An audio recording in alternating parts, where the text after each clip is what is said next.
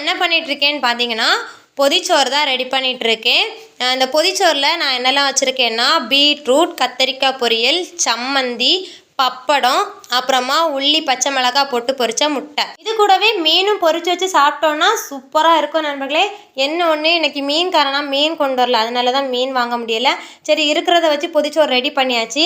இதை நான் காலையிலே ரெடி பண்ணி வச்சாச்சு. இனிமேல் மத்தியானம் ஆன அப்புறம் நம்ம அதை பிரித்து சாப்பிட்லாம். ஏன்னா பொதிச்சோறு அப்படிங்கிறது நம்ம கெட்டி உடனே பிரித்து சாப்பிட்றதுக்கும் ரொம்ப நேரம் கழித்து பிரித்து வச்சு சாப்பிட்றதுக்கும் வித்தியாசம் இருக்குது நண்பர்களே. அதில் தான் டேஸ்ட்டும் இருக்குது. அதுவும் இல்லாமல் இன்றைக்கி எங்கள் வீட்டுக்கு கொஞ்சம் கெஸ்ட்டு வராங்க.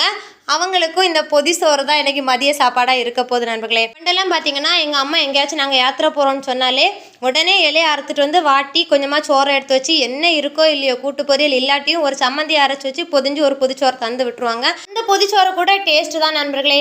நீங்கள் யாரெல்லாம் இந்த மாதிரி பொதிச்சோறு சாப்பிட்ருக்கீங்க அப்படிங்கிறத கமெண்டில் சொல்லுங்கள்.